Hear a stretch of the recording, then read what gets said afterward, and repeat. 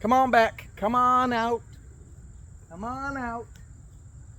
We've got some catching up to do. I've got just a quick topic. My phone isn't telling me how long I got to record, so I'm not going to go into something that I feel upset about losing out on.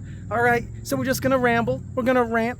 No, this isn't me continuing any series or anything. And yes, if you guys follow me on Instagram, you know that I'm still about a week out from really getting to any drive, push behind any of my social media content. But this one, I could not hold my tongue. This one, I had to jump on and say something about it. You know, I just wanted to say something about it.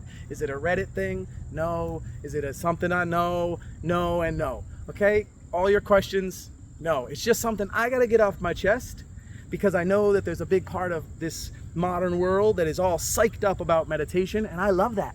I love it so much. But meditation is not something that we're just going to be able to make up as we go along, and it's certainly not something that we're going to argue the ancient teachers, the ancient texts, the way they were taught, the way they were commentated upon, because as I always say, if you want to argue about these things, do not talk to me about it. Go and dig them up.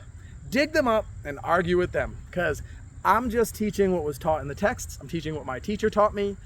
Someone far more validated in their years of schooling and their years of being taught, and I'm just chasing that. I'm chasing that, guys. So if I have a term that I'm teaching, I'm just teaching it. I'm just translating it, and I'm teaching it in the way that it's supposed to be highlighted in that context. So that is one of the words that I want to talk about today, context, and the other one is logic. I read a beautiful little a write-up. There it is. One of the words I could use for it anyway. Saw a beautiful write-up the other day about how logic isn't being taught before the Yoga Sutras are being taught. Oh boy, it triggered something inside of me big time, because that person was right on the money. To be able to teach this ancient text, to be able to teach the ancient science of philosophy or spirituality at its highest, we are going to have to make sure that the person we're teaching can think logically. Okay, that means that if they look at something, they want to take a step back, they want to see the entire equation, they want to see it all expressed out in front of them, and then they're able to contemplate it on their own so that it resonates with them on a personal level. I don't want you to believe me just because I'm saying something. I want you to be able to absorb it and contemplate it on your own level. But that means you actually have to still listen to the entire lesson. Okay, if I'm just beginning to tell you the beginning of an expression, the beginning of a lesson, the beginning of an equation, you're not just going to isolate in on one of the parts of the equation based on your own egoistic reaction and then not look for the equal sign, not even get to the equal sign because you were too caught up on something else. So I'm just going to give a quick example. Obviously, if I was to say 1 + 2 = 3, I'm talking about TWO.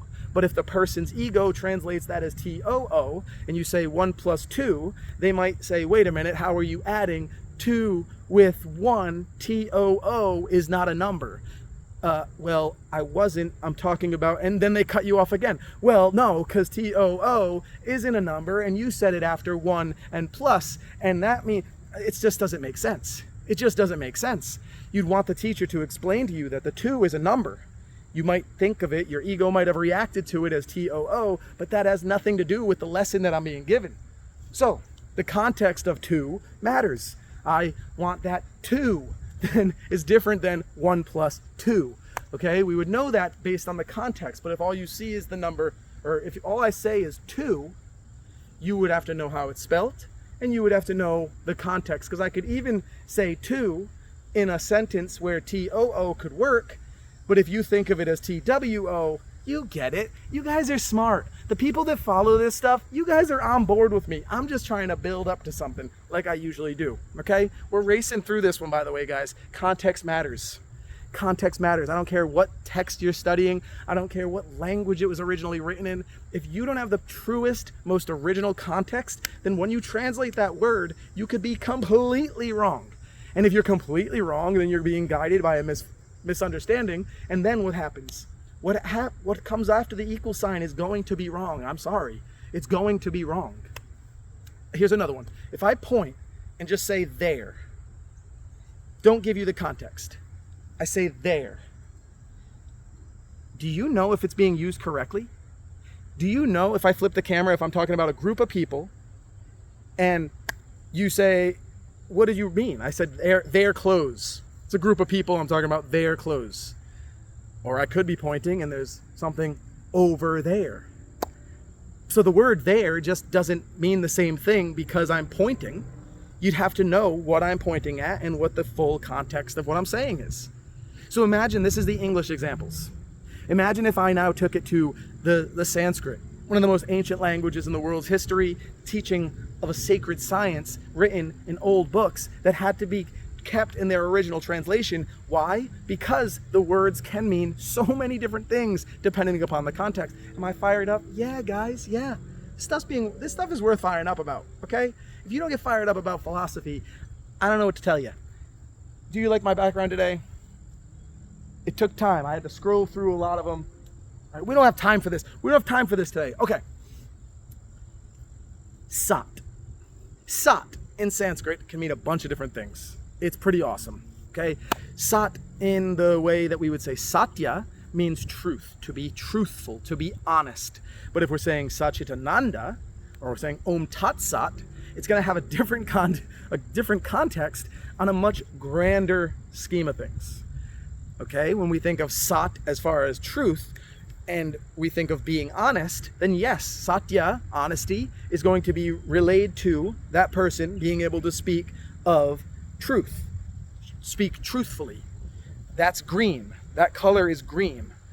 Okay, sorry if you're colorblind, you might not get that reference. Okay, you might be missing out on a whole bunch of things, and I'm sorry, I use that as an example. I'm not trying to, divide anybody. I'm not trying to confuse anybody, but that's green. And if you were wondering, if you see them all as the same color and my shirt's the same color as that because you are colorblind, I can tell you that's green. I can tell you. If other people were here, they'd be able to agree with me. That's green. All right?